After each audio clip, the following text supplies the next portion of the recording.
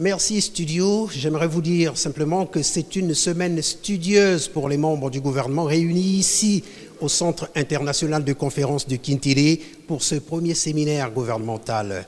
L'occasion pour eux de s'approprier les engagements du chef de l'État contenus dans son projet de société, une occasion supplémentaire pour découvrir les axes stratégiques de la politique globale que le gouvernement est appelé à dérouler.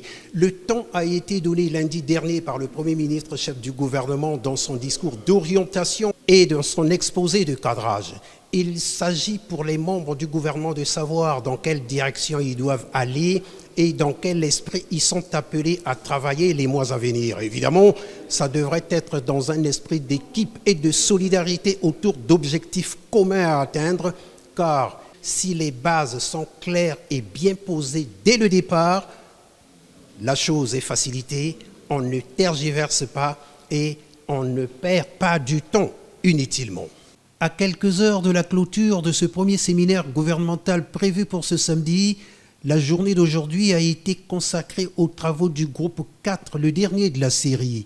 Présidé par le ministre d'État en charge des affaires foncières et du domaine public Pierre Mabiala, ce groupe a passé en revue les différentes thématiques liées aux principales priorités du gouvernement et de chaque ministère. Voici la réaction du ministre Thierry Mongala.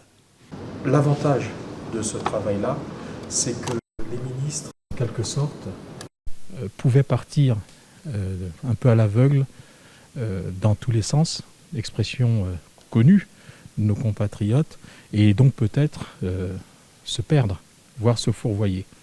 Or là, nous avons un canevas, nous avons chacun de nous une feuille de route, nous avons chacun de nous un cadre qui nous permet de rester dans l'essentiel, c'est-à-dire le projet du président de la République, et nous allons en quelque sorte également nourrir le programme d'action qu'en notre nom à tous, le Premier ministre chef du gouvernement va présenter dans quelques heures devant l'Assemblée nationale. Donc c'est un travail nécessaire, un travail utile et un travail qui devrait permettre au quinquennat et au gouvernement du Premier ministre Anatole Collinet-Makosso de démarrer d'un pas vif et d'un pas sûr. C'est une très bonne chose parce que ça permet au groupe, c'est-à-dire au gouvernement, de pouvoir aussi comprendre les préoccupations, des fois les desiderata, sinon les ambitions des autres collègues. Voilà, je pense que c'est une très très bonne chose, ça permet d'harmoniser aussi la vision et d'avoir le même plaidoyer. Voilà ce qu'on pouvait retenir pour la journée d'aujourd'hui. Je rappelle que la cérémonie de clôture interviendra demain samedi autour de 12h. Studio, c'est à vous.